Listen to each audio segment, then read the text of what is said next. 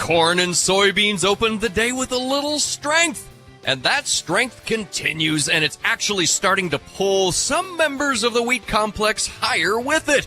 Even the livestocks turned higher after a pretty gnarly open.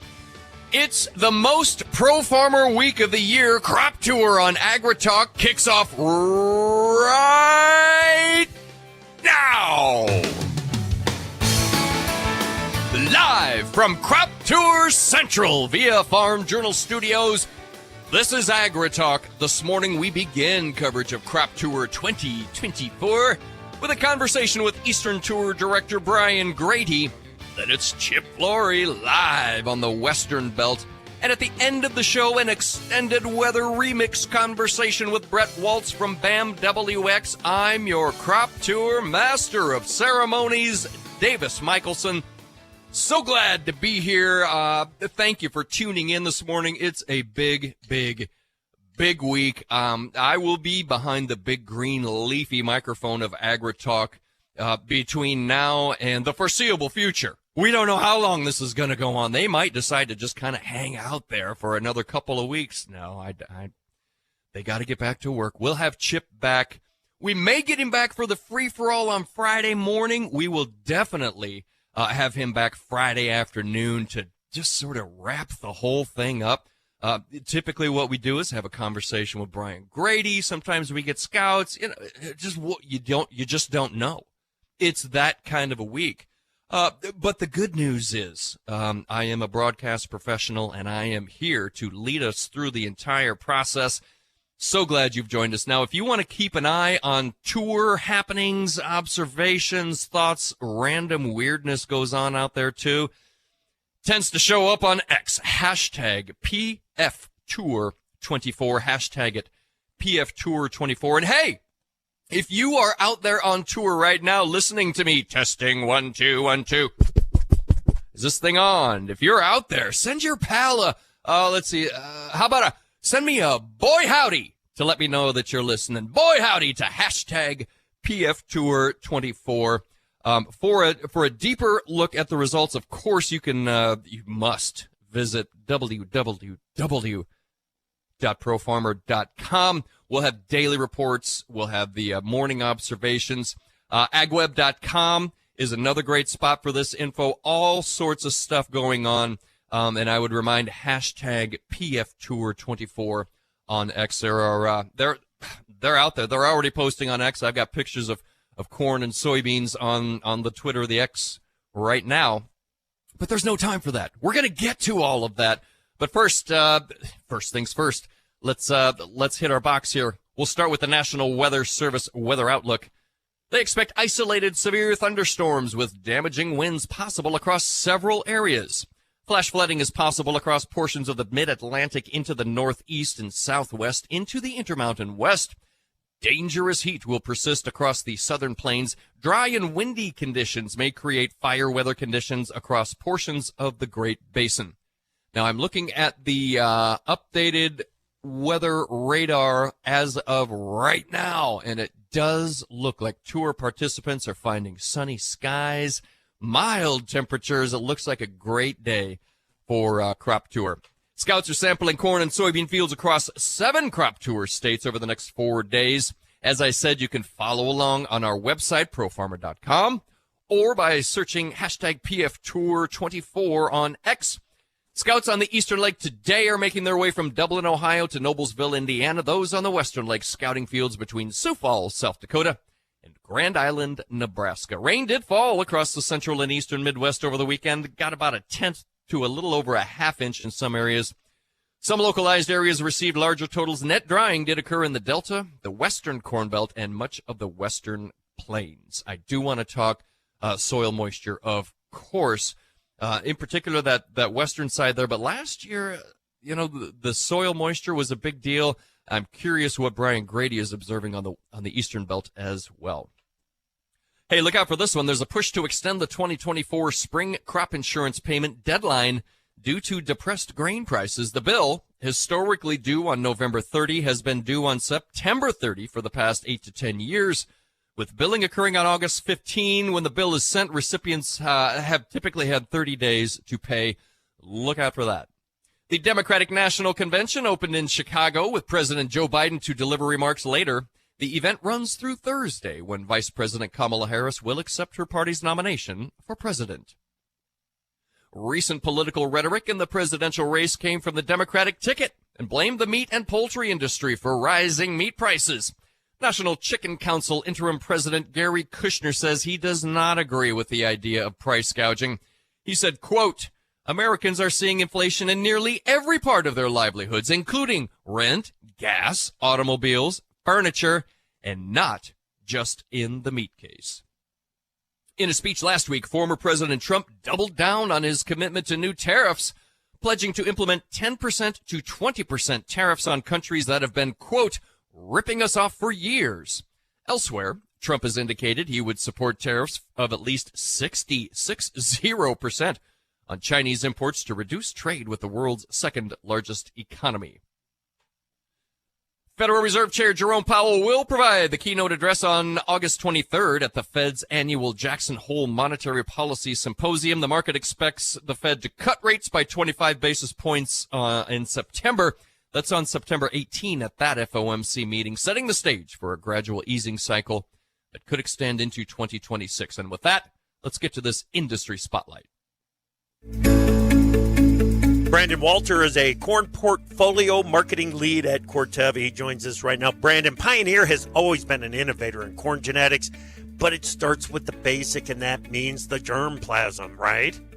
Oh, absolutely. Ultimately, all of our products and our performance is based on that germplasm. But I think the thing that's exciting at Pioneer is we spent a lot of time on helping deliver that best-in-class germplasm, but ultimately, too, of how can we help support additional farmer needs and also continue to bring the latest and most advanced traits to the marketplace as well. Very good. What's new for the 24 season? We're really excited about the launching of our two newest technologies, both Vorseed Enlist Corn and PowerCore Enlist Corn. So as we think about Vorseed Enlist Corn, what that product is, that's going to bring us both above and below ground protection. So when you think about those heavy corn on corn acres, it's a great option to go out there and help defend against those tough pests. And what we're seeing with that is not only the enhanced insect protection, but also the yield advantage. And so in 2023, our Vorseed Enlist products showed about a 71% win advantage with a 12.1 bushel advantage versus both Smart Stacks and Smart Stacks Pro competitors. For those customers that don't have the corn on corn acres and are maybe looking for something that just brings that above ground protection, PowerCore Enlist Corn is going to be a great option. And so that's going to bring, again, just that above ground protection against those tough pests, but again, continues to bring that enhanced yield advantage when we think about a 68% win advantage in 2023 with about a 9.3 bushel advantage. So again, both of these technologies are going to give our farmers the yield potential that they've seen from Pioneer, but continuing to bring all those other additional features here for the 2024 season and 25 season and beyond. All right. Where can listeners go for more information, Brandon? Customers can go to pioneer.com, or another option too is go talk to your local Pioneer representative, and they'd be happy to talk to you more about our Vorseed Enlist Corn and PowerCore Enlist Corn options for the 2025 season. Fantastic. Thank you, Brandon. That is Brandon Walter, corn portfolio lead for Corteva.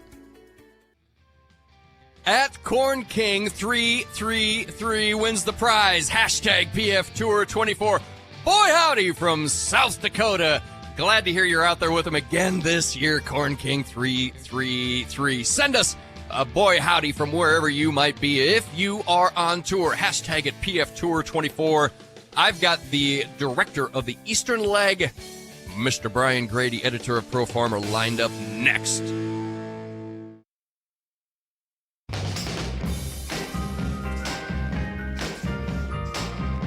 AgriTalk is brought to you by Zetavo Soybean Seed, distributed exclusively by BASF.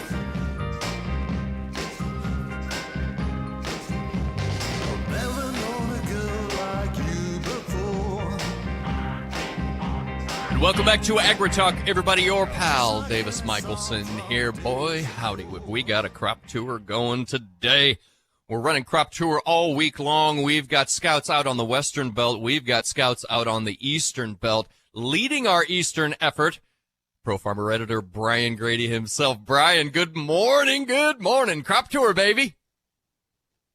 Yes, sir. How you doing, Davis? I'm doing really good. We are very curious to know how you're doing. And I know it's early on day one, so let's just take a moment, lay a little bit of groundwork. You've got scouts with you out in the field there. How many I don't know if you have a solid head count. We should probably count at the beginning, and then we'll count again in Rochester, make sure we've got everybody. How many you got along with you? Oh, there's 40 some low fit, Cool. upper 40s, low 50s, somewhere in that range. I kind of lose track. Yeah. Had a couple international scouts that didn't make it in because of weather issues with flights canceled and stuff like that. So that I'm not quite certain where we ended up. 45, 50, 52 people. That's an awful lot to hold together. Is that usually how many scouts that you take out with you? That sounds like a lot, Brian. Yeah, we've been about that number, maybe down just a little bit this year, but no, we got plenty of scouts. No issues on that front. Very good, very good. And the idea here, beloved listener, is that the scouts kind of fan out, and they set up where they're going to meet tonight when they're all done, but they fan out across a given state, a given crop area, and take the samples along the way. Let's talk about what you're seeing. How's the weather? Couldn't be any better, to be honest with you. It's almost borderline chilly. It's 70 degrees, breezy, partly cloudy skies, or partly sunny, whichever way you want to look at that. And like I said, it's not warm by any means. Last year was a baker, and this year is very pleasant. Yeah. Now, understand. We get it. It's early. You've only had time to make a few observations, so I'm not going to ask you to necessarily plant a flag in any of these thoughts. But I was looking over my notes from last year in Ohio, and one of the things that you talked about was, yeah, it looks pretty good. Corn looks pretty good. Even the soybeans, we'll get to the soybeans, but the corn looks pretty good. Needs a little bit of moisture to finish. That was last year's call. Now, I've heard you talking about the soil moisture maybe being a little bit better over in the Eastern Belt this year as you're starting your first day. Or what's the moisture situation look like? What are your general observations on the corn crop there thus far? Yeah, so we've been basically straight west out of Dublin, and we're in an area that receives some rains overnight and even Sunday, and so the soil moisture situation, topsoil, is plentiful at the moment. And thinking back to last year, when we finished up in Ohio, I'd said that Ohio corn crop was the most impressive crop I saw, and I didn't mean that to mean that it would out yield some of the other higher yielding states traditionally, but it was an impressive crop, and I just don't think what we've seen so far in our 7 stops this morning that it has the consistency that it did last year. It's not quite as impressive. It's a very good crop. There ain't any doubt about that. But it's not up to last year, but last year was the gold standard here in the state. Yes, absolutely. I'm looking on X here at a few. Some of this corn looks really, really good, Brian, but I'm also seeing a little bit of tip back. Concerns for this crop emerging early on in your observations? Oh, it didn't, like I said, Ohio didn't have the consistency that it had last year.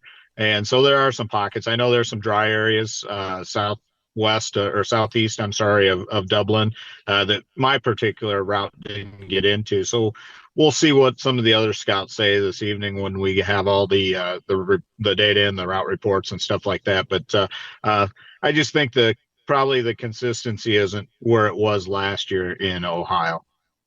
Okay, the sins of the spring, the sins of planting, probably are beginning to show up if they haven't already. Are you seeing any corn doing penance out there at the moment?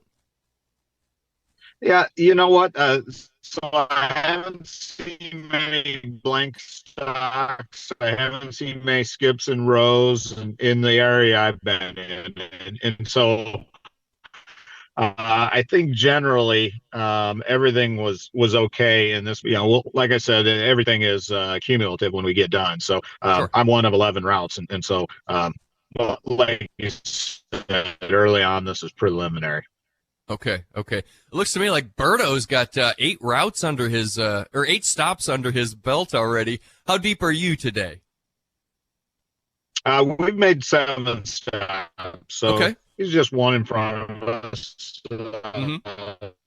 6 took us a while to get our first stop. I had some TV crew and stuff with me, so some extra vehicles. So it's tighter out here in Ohio anyway, and just took a little while to get a stop where we could get that many vehicles off the side of the road safely.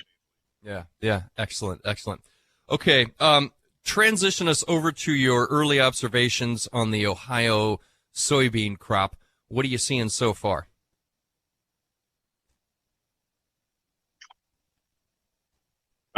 Strong, and we just had one out of our 7 samples that was light, and we had a couple that were really big, and I've been pretty impressed with the soybean crop so far from the samples that we pulled. Are you seeing any disease, any SDS? Maybe I hadn't even thought about SDS until just now. No, not along our route. There's been, we stop roughly every 15 miles and pull a sample, but there's in between there's a lot of fields that we pass by. So visual observations and things like that. Thank you. Some of these fields have volunteer corn out there that you might not see in the cleaner years, but I don't think it's a super big problem. There's some weeds, issues and damming from the route I've seen anyway. Okay, very good. As far as pod counts go, have you seen impacts from the weather on the overall pod counts that you've observed so far? They've had some pretty decent weather. The pod counts are strong, and okay. I would say that probably their soybean crop, from what I've seen, is more impressive than the corn on our 7 stops. And the corn hasn't been bad. We just had one real clunker, but. Okay.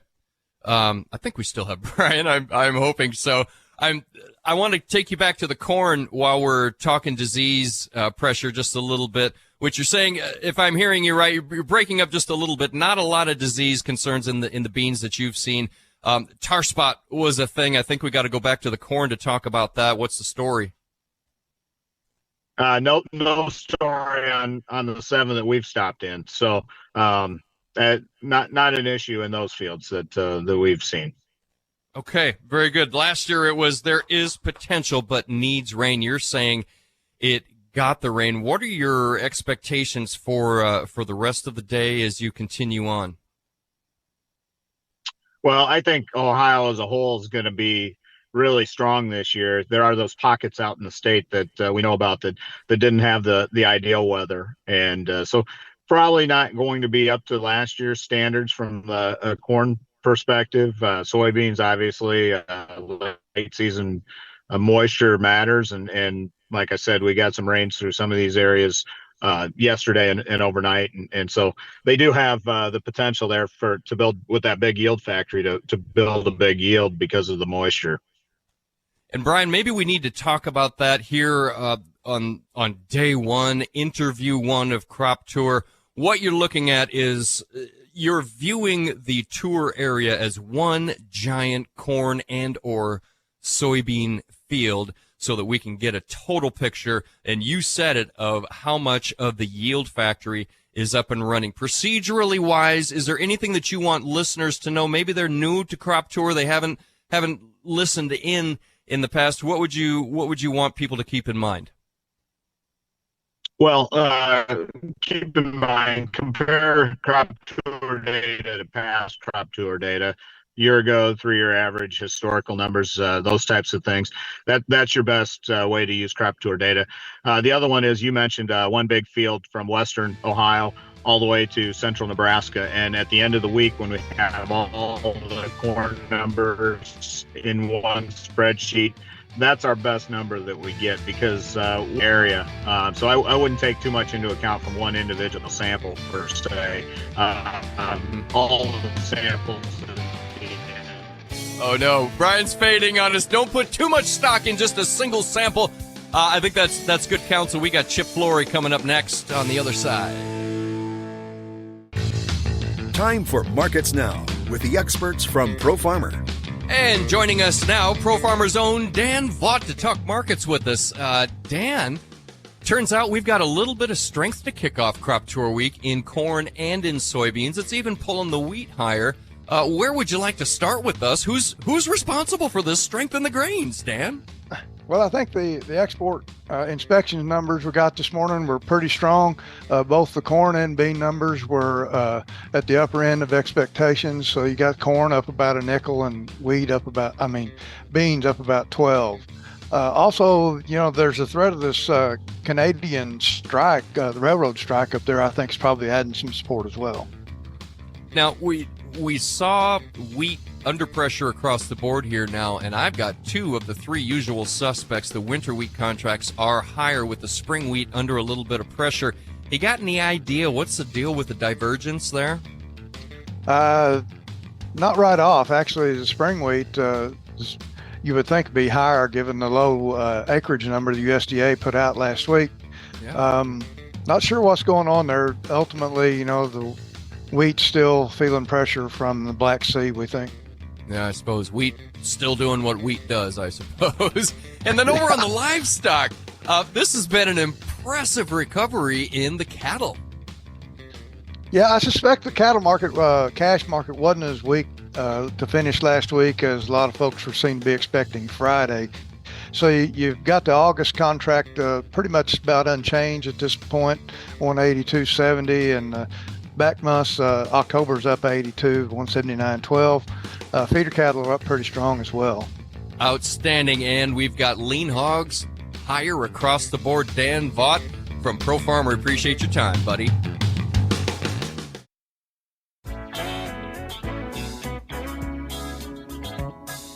Opinions expressed on AgriTalk do not necessarily reflect the views of Farm Journal Broadcasting, affiliate stations, or sponsors. AgriTalk is brought to you by Pioneer. Pioneer combines cutting-edge research with one of the largest local testing programs in the industry to help farmers succeed. Pioneer. What's next happens here. And welcome back to AgriTalk. Our crop tour coverage has only just begun. And I'm here with you door to door on Crop Tour. You can keep tabs on X at hashtag PFTour24. That's hashtag PFTour24. So far, the Corn King 333 stands alone. He and Chip Flory out on the Western Belt there doing it all themselves, yeah. I guess. Send us a boy howdy to hashtag PFTour24. If you are on the tour, let us know. Chip Flory joins, brother. He sounds excited to me, everybody. Let's bring him in. Chip Flory, how's it going, brother? I've got the Corn King 333 sitting right next to me. Hey-o! Of course I'm excited. Outstanding. Yeah, outstanding. Well, he gets the Gold Star tweet of the day. We'll be sending him a big golden X shortly. Beautiful. Dude, you're doing it. We're here. This is it. Here it is. Yeah, we are in the middle of it, of day one, and making our way down through southeast South Dakota. We've got 7 samples done, and the Corn King is working on sample number 8 right now. Okay, very good. Very good. And that's about where they are on the Eastern Belt as well. Berto apparently had 8. He's probably up to like 12 by now. Grady's in on 7 at this point. So they're making excellent progress. Sounds like you're making similar progress over there. Dryness, weirdness, lots of questions for the route that you're on specifically today. Tell us about conditions around your starting point there. Yeah, we dropped south out of Sioux Falls and then made our way to the west about 40 miles, and now we're making our way to the south. We just got into Yankton County, which is the last county that we will sample in South Dakota. The variability issues that we were concerned about, it's there, but I don't think it's as bad as what I thought it might be when we got up here, Davis. Our first 4 stops on corn, everything was in that 170 to 175 range. And in South Dakota, if you're pulling a 170, 175, you're feeling pretty good about it. Now, that's darn good. The next 3 stops brought some of the variability in. and the average on our first 7 stops was 165. So, yeah, and the maturity issues were everywhere from just pollinated here in the last week. Okay, some green silks still out in the field to early milk to very early dent. Well, I shouldn't have even said very early dent. A couple of the fields were at 50% dent already. So clearly there was 2 very different planting seasons up here in South Dakota, and we're seeing it. We're seeing it for sure. And it, but everywhere you look, there's a pothole here and a pothole there, trying to assess exactly what that's going to do to the yield up here in South Dakota is kind of, I mean, we're going to have to use some Kentucky windage to figure all this out and try to get a better understanding of exactly where South Dakota is going to end up on corn. Yeah, absolutely. So what's the source of that variability? I feel like we kind of expected it. Can you sort of going in afterward, can you inspect the crime scene, and what's the biggest it's all planting dates. It's all planting dates because they I would guess that about 2/3 of the corn crop in South Dakota got planted on time.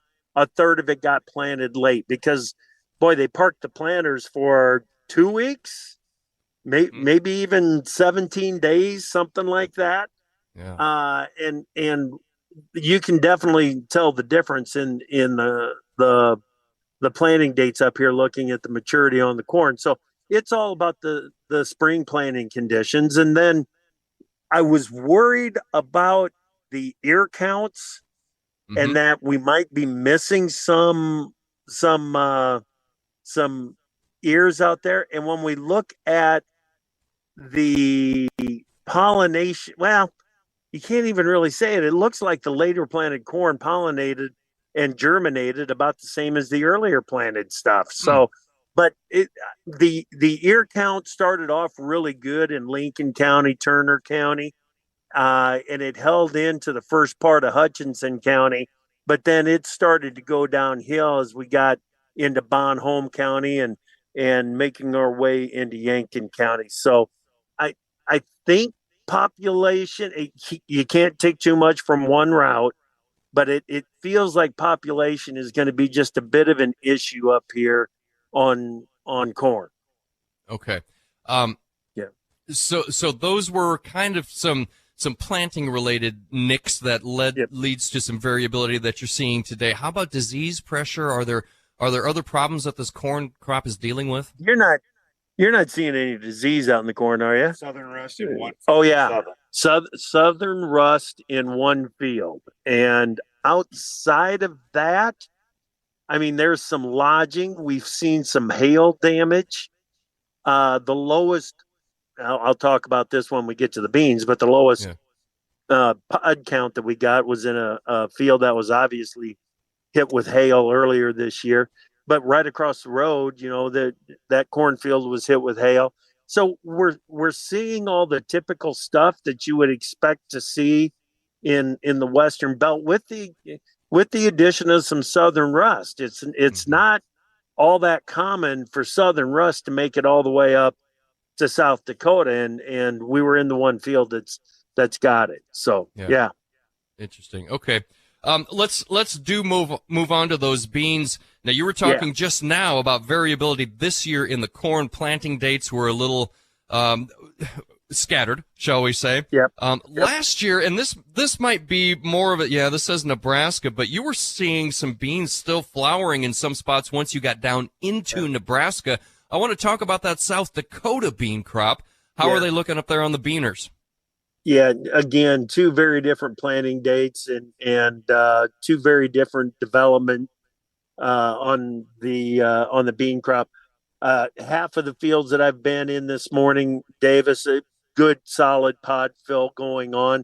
The other half, we're looking at pretty flat pods, and there's still some blooms out in these fields. So if they, geez, here we are. It's August 19th.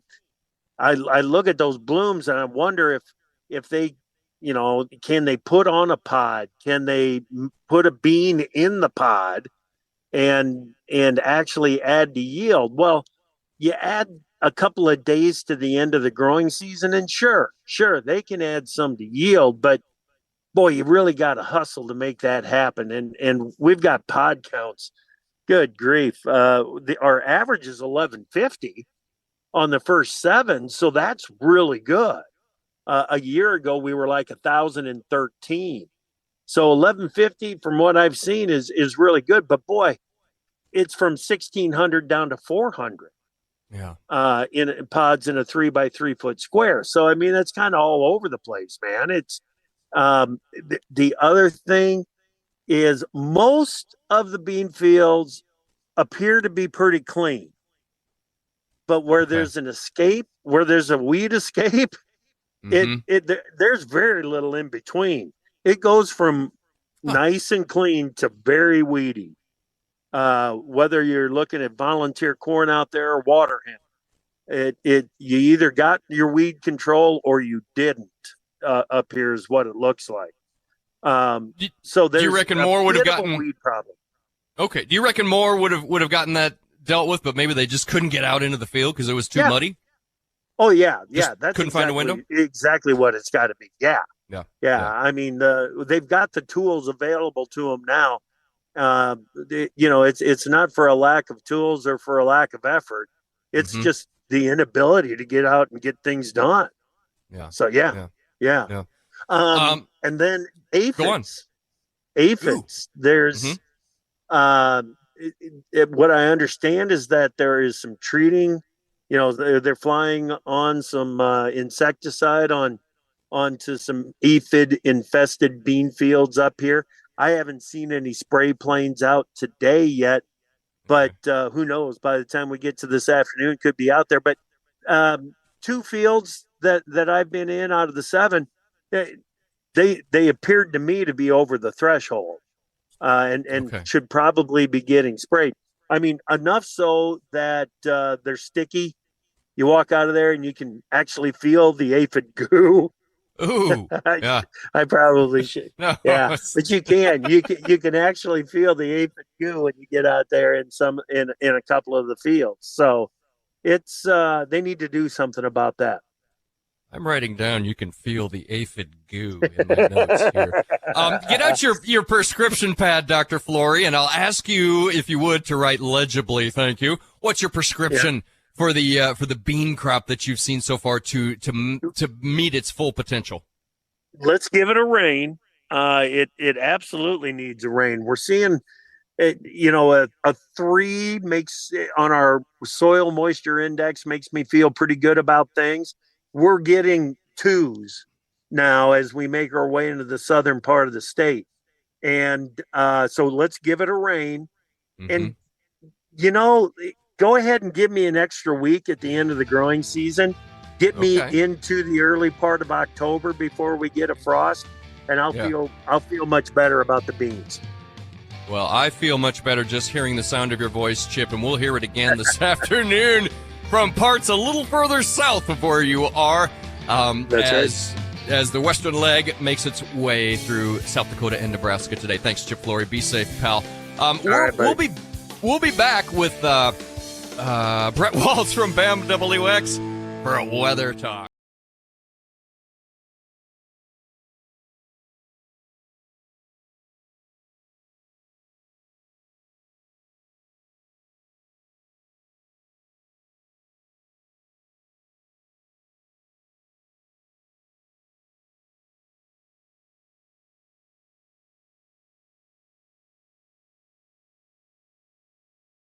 Tour going. You can keep tabs on the tour. Toss in your own 2 cents at hashtag PFTour24 on X. That's hashtag PFTour24, where we will find Michelle Rook. Now, do not base any decisions on these numbers whatsoever. These are preliminary, early. Michelle Rook says 4 stops on hashtag PFTour24 in Turner, Lincoln, and Hutchinson counties. Pod counts on soybeans range from 458 to 1609. Wide variability there. Chip was just talking about that in South Dakota, and now we've got Michelle Rook also finding some very wide variability. It does sound like a lot of that due to the weather. So with that, let's bring in a weather expert, Bret Walts from BAMWX. Thank you so much for joining us this Monday morning for an extended remix weather chat, brother. How are you? I'm doing good. Thanks for having me. Excited to be on. Yeah. Now, I was just talking to the gang out on the Western Belt in Ohio, or on the Eastern Belt in Ohio and the Western Belt, making their way through eastern South Dakota and eastern Nebraska. It sounds like they've got absolutely perfect weather, dude. Yeah, I mean, for this time of the year, it really just can't get any better. Temperatures today and tomorrow in the 70s, not getting out of the mid 70s for highs out in Ohio. Probably not tomorrow getting out of the low 70s. And I was telling Joe there that we could have temperatures on Wednesday morning for Illinois, Indiana, Ohio in the low 50s, upper 40s for for low temperatures, not highs. We're not there yet. So is that a pattern that we can expect to stick around for a couple of days, or is it just sort of a lovely gift for Crop Tour Week? It's mostly a lovely gift for Crop Tour Week because as we work into the weekend, as we work into the weekend, it warms right back up. For many areas, pretty warm for this time of the year, even into the 90s for the plains, upper 80s for really much of the Corn Belt into the weekend. Okay. A lot of the conversation revolving around Crop Tour is going to be talking about, and my big question, what does this corn crop need? What does this bean crop need to finish well, to continue filling pods, and to complete its life cycle the way that it ought to? It usually comes down to just the perfect amount of rain at the perfect amount of time, coupled with the perfect amount of sunshine. Bret, nobody knows what that perfect amount is.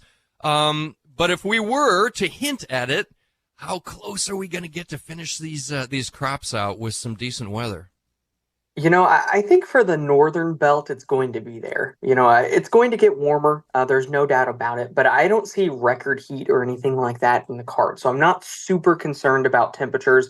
We've had enough cool that I don't think heat stress is going to be a big concern for the northern belt especially.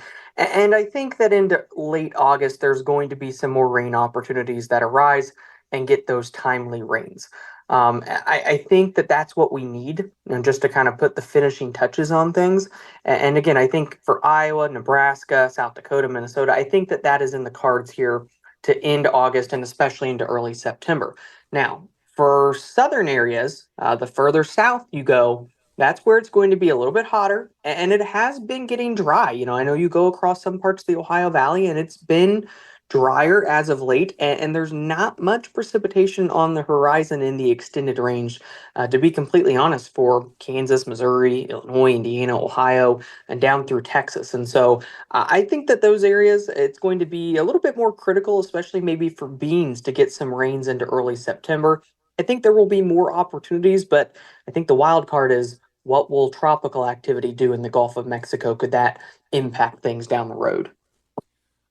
Bret, I'm going to apply a grace filter to your response to this question because we're getting a little far out, and I understand maybe if you don't even want to answer the question, but harvest weather, man, we had such idyllic weather last year, a wide open window in lots of areas to get harvest taken care of in a timely fashion. Any expectations early on here is what we might expect? Yeah, I think that harvest doesn't look bad at all. You know, I think that it continues to run a little bit warmer than normal. We start to pick up that pattern into September. And I don't see it as a super active fall. Maybe getting more active in the Eastern Belt into October, maybe. But I think the start of the season, late September and into early October, is warmer than normal and plenty of harvest windows in there. I also don't see a lot of huge concerns for early frost and freeze potential either. Okay. Do you have a date range as to when we might expect that first frost? I won't write it down if you don't want me to, but I actually might. Well, it'll vary a little bit across the belt. I would say that Sure. for northern portions of the ag belt. In fact, I had this pulled up just a minute ago. Our top analogs actually in terms of frost potential. If I'm looking at northern areas like Fargo, I think you're probably looking the last 10 days of September. And so we still have a while to go. And then most of the rest of the ag belt from Iowa to Illinois to Indiana, you're looking at more like early to mid October, second or third week of October, probably. So, again, Okay. not seeing major concerns for it to be super early this year. It's a ways out. That feels about right for a normal year, doesn't it? Yeah, I think so. And if you look at, our La Nina state right now, we're not quite to it yet. And so we are normal where that is concerned in the Pacific Ocean. And so it makes sense that it would be relatively normal for this fall.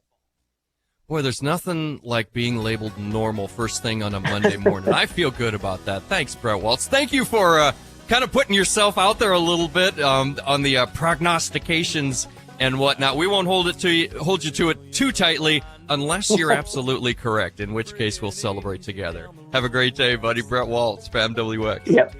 Thank you. Rightio. Well, we are on the board. Day one crop tour is, we're here listening to the radio, and they're out there counting samples and doing math and all sorts of stuff. At least they've got great weather to do it.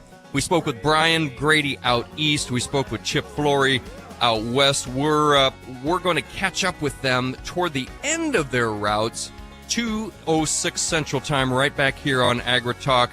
It's your pal, Davis Michelson. I'll be here. Thanks to Big Apple Joe. Thanks to Brian Grete. Bret Walts, of course, from BAMWX, and our old pal, Chip Flory. Come back this afternoon. Crop Tour AgriTalk.